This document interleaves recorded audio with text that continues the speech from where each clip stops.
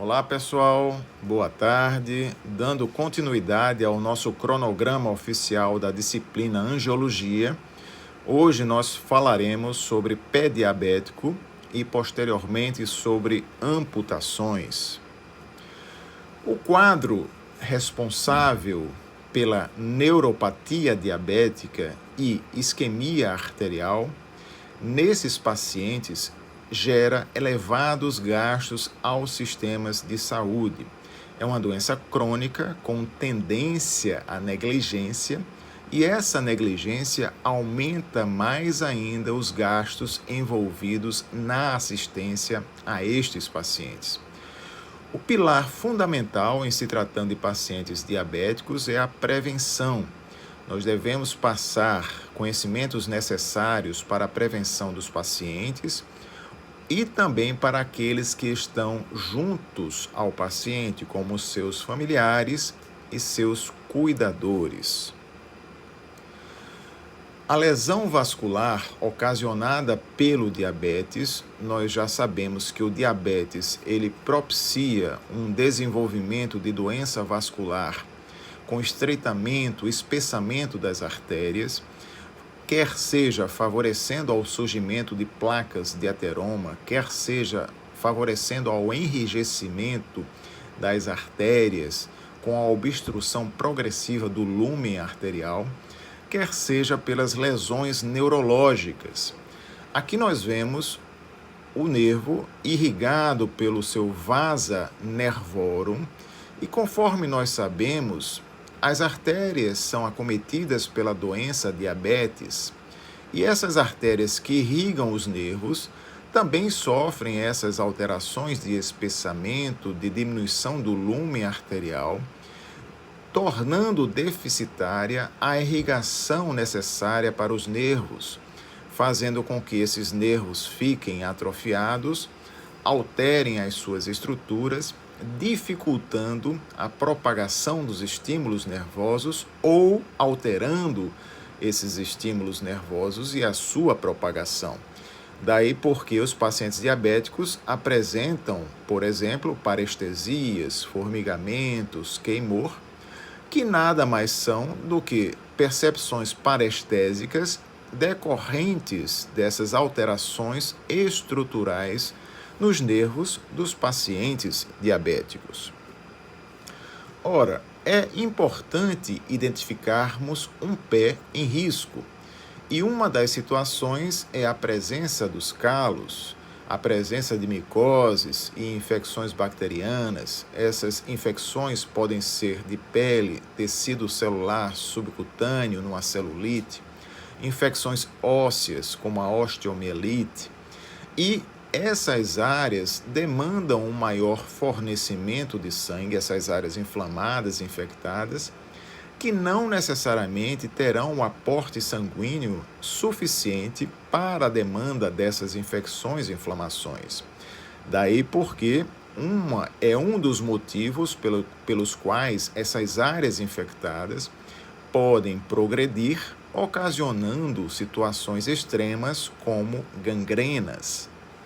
Há também que se aperceber se os sapatos, meias são adequados, pois eles podem pressionar o pé de um paciente diabético, colocando esse pé em risco, além dos fatores gerais, tipo a própria hiperglicemia, o tabagismo, a hipertensão arterial, a dislipidemia, a idade do paciente, a duração da doença do diabetes mellitus, as alterações visuais que impactam diretamente na percepção do paciente em relação às suas feridas.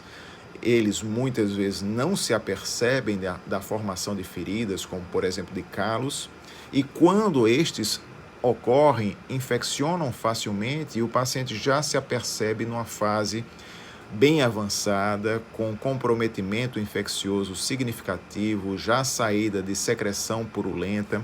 Então, todos esses fatores fazem com que o pé se coloque em risco maior. É interessante que saibamos a distinção entre pé isquêmico e pé neuropático, sabendo que é possível a coexistência dos dois, ou seja, a etiologia isquêmica e a etiologia neuropática nesses pacientes. O pé isquêmico, nós já sabemos que o paciente pode perceber a dor à deambulação ou à claudicação. Pode ser um pé pálido, com a temperatura diminuída, com os pulsos diminuídos ou ausentes, com uma dor que pode estar presente mesmo em repouso por um acentuado estreitamento das artérias. As úlceras são dolorosas no paciente com pé isquêmico. Há uma parada de crescimento dos fânderos, unhas, pelos. A pele é reluzente ou luzidia e há um adelgaçamento das pernas. Já o pé neuropático, ele cursa com parestesias, com anestesia, a temperatura estará aumentada, pois não há a interferência há uma vasodilatação pela interferência neurológica, pela neuropatia diabética, é como que um verdadeiro shunt, passando da artéria, do leito arterial para o leito venoso. Então nós temos uma temperatura aumentada, mas isso não condiz necessariamente com uma adequada perfusão tecidual.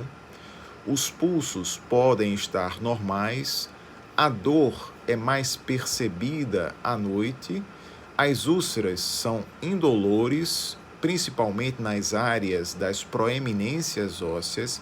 Isso se dá justamente pelo acometimento neurológico.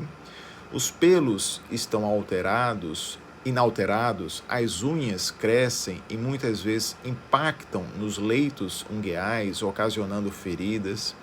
A pele adquire uma característica descamativa, pois é uma pele ressecada, sem a adequada produção de sebo e de suor, tornando a pele mais áspera e mais descamativa. E a atrofia muscular, ela é mais infrequente. Vejam aqui, nós temos uma úlcera neuropática, que são úlceras formadas em áreas de proeminências ósseas.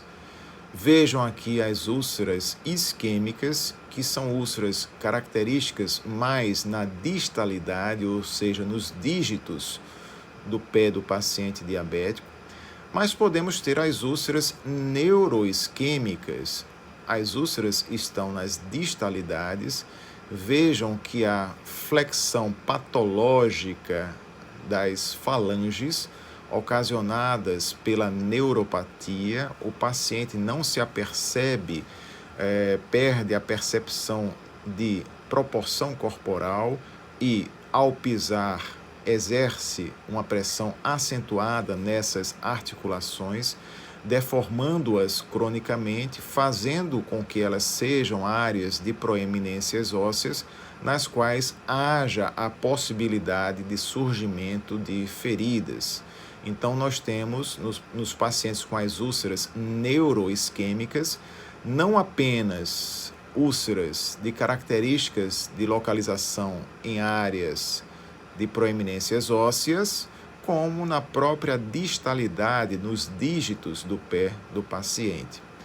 Em relação à neuropatia, em relação às úlceras neuropáticas, nós temos como possibilidade, que nós veremos adiante, a colocação de coxins que vão amortizar a pressão sobre a área lesionada, distribuindo essa pressão sobre as outras áreas não acometidas e favorecendo a cicatrização dessas feridas.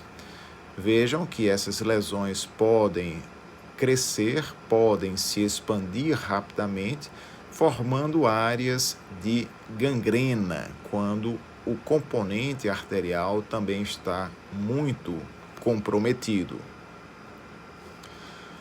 Ora, o paciente perdendo a percepção dos seus segmentos corpóreos, existindo a pressão continuada, mantida, elevada sobre os pés, há uma pressão aumentada concomitantemente nas áreas articulares, fazendo com que haja um processo degenerativo crônico das estruturas ósseas, formando áreas onde há reabsorção óssea, áreas onde há alterações articulares e, consequentemente, alterações no pé do paciente. O pé pode se tornar um pé chato, com essas várias alterações articulares, áreas de degeneração óssea, formando o que nós chamamos de artropatia de Charcot. Os cuidados preventivos, eles estão relacionados à inspeção diária feita pelo paciente ou seus familiares e cuidadores e, utilizando, no caso de pacientes já com alterações visuais, o uso de espelhos, né, ou com dificuldade de observar as áreas plantares, a utilização de espelhos e a atenção para feridas, calos, bolhas, unhas encravadas, as mudanças de coloração e temperatura locais, pois a temperatura pode estar aumentada, pois pode existir uma hiperemia. Isso, obviamente, tem que ser percebido para que as medidas sejam tomadas as mais rapidamente possíveis. Devemos ter o cuidado com a lavagem é diária com água morna e sabão neutro. Há uma secagem com atenção especial entre os dedos, evitar a umidade e as macerações de pele, todas essas cuidados para se evitar infecções. A pele deve ser lubrificada com cremes à base de lanolina, menos entre os dedos, pois entre os dedos queremos evitar a umidade, as macerações e as infecções. Devemos arejar os pés, colocar pó antisséptico entre os dedos ou mesmo tiras de papel, principalmente após o banho, entre os dedos, com a mesma finalidade de mantermos essa região interdigital seca, com a menor chance possível de desenvolvimento de infecções. As unhas, elas devem ser cortadas e lixadas retas após o banho para evitar, o traumatismo do leito ungueal. Deve existir uma exteriorização destes ângulos. A unha é cortada de forma quadrada com o mesmo objetivo de não lesão do leito ungueal e de não surgimento de feridas. Os calos devem ter uma limpeza e uma abrasão suave para tentarmos diminuir o tamanho do calo, mas sem exageros, para que nós não possamos ferir ainda mais a área. Devemos evitar a utilização de água quente ou gelo, pois estes ocasionam traumas e esses traumas podem levar ao aparecimento de feridas. Os sapatos e meias devem ser confortáveis e com uma ampla loja anterior, conforme nós veremos posteriormente. As meias, elas devem ser sem costuras, de algodão no verão e de lã no inverno, e nunca o paciente deve andar descalço ou sem meias. Como nós já sabemos, os exercícios são bem recomendados, pois desenvolvem a circulação colateral dos pacientes diabéticos, possibilitam uma manutenção do fluxo venoso e linfático deste paciente e, no caso dos pacientes que já possuam úlceras em pé, é importantíssimo para a efetiva cicatrização dessas úlceras que o paciente se mantenha em repouso. Aqui nós vemos um calçado ideal com uma ampla loja anterior, com áreas onde há um maior conforto, evitando traumas como o calcanhar, como essa região de introdução do pé. As meias, elas não devem ter costuras, assim como o sapato. Muitas meias de pacientes diabéticos possuem as suas fibras impregnadas com prata, o que ocasiona um efeito bactericida bacteriostático. São meias específicas para pacientes diabéticos, tentando com isso evitar traumas e infecções. As calosidades, como nós sabemos que os pacientes diabéticos, pela neuropatia diabética, acabam tendo alterações articulares, áreas de proeminências ósseas, essas áreas de proeminências ósseas são mais propensas ao surgimento de feridas, ao surgimento de calos. O paciente pode ter um pé chato, como na artropatia de Charcot, pode já ter um aumento dessa curvatura da planta do pé, também levando a áreas de hiperpressão no calcanhar e no antepé. Vejam aqui as subluxações dessas articulações falangianas, levando a áreas de maior pressão, tanto inferiormente como superiormente. Pacientes neuropatas, é interessante fazermos o teste do monofilamento de Siemens em áreas já sabidas para a pesquisa da sensibilidade. Nós vamos encostando o fio e vamos pressionando e percebemos até que ponto na nossa pressão há a percepção pelo paciente da pressão naquele local.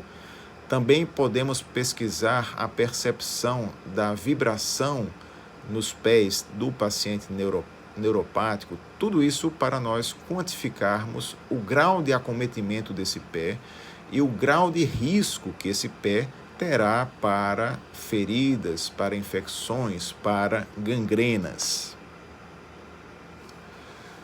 Nós temos, em relação às complicações que são frequentes, de infecção, de úlceras e uma perspectiva correlacionada para o tratamento, a classificação de Wagner, que vai desde o grau 0 ao grau 5, onde o grau 0 é um pé em risco, tendo a presença de calos, cabeças metatarsianas proeminentes, mas ainda sem úlcera. Já no grau 1, com uma úlcera superficial sem infecção. No grau 2, uma úlcera mais profunda, frequentemente infectada, mas ainda sem osteomielite. O grau 3, uma úlcera profunda, infectada e com osteomielite. O grau 4, uma gangrena localizada. E o grau 5, uma gangrena em todo o pé. Essa é a classificação de úlceras de Wagner. Vejam aqui, nós temos já um pé em risco, mas sem a presença de feridas, grau 0 na classificação de Wagner. Aqui já uma úlcera superficial sem osteomielite, grau 2, e aqui já uma úlcera maior com osteomielite, grau 3 de Wagner. Em relação ao tratamento, nós temos que, a depender do grau 0 seria a prevenção e o acompanhamento. O grau 1 seriam aqueles anéis de espuma distribuindo as pressões para as áreas não acometidas pelas feridas. Repouso, uma solução de Tirce, que é uma solução antisséptica. A remoção de debris, que podem ser remoções por químicos, por pomadas, como a colagenase, ou pela própria retirada mecânica através de bisturi. O grau 2, que são curativos, já antibióticos, e já a possibilidade da cirurgia de revascularização para aqueles pacientes que tenham também um comprometimento arterial significativo. O grau 3, o debridamento e a drenagem. O grau 4, amputação espontânea. Pode sim, pessoal, existir a amputação espontânea sem a nossa participação. Ou podemos acelerar com determinadas substâncias, como o iodofor. As amputações e cirurgias de revascularização também indicadas no grau 4.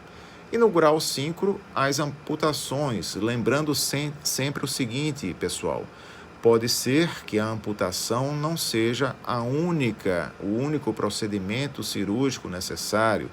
Talvez tenhamos que fazer uma amputação por uma área de gangrena, mas como nós sabemos que o diabético é um paciente que possui má perfusão tecidual, muitas vezes essa área de amputação, esse coto de amputação, também tem que ter uma cirurgia de revascularização para manter uma boa cicatrização deste coto de amputação.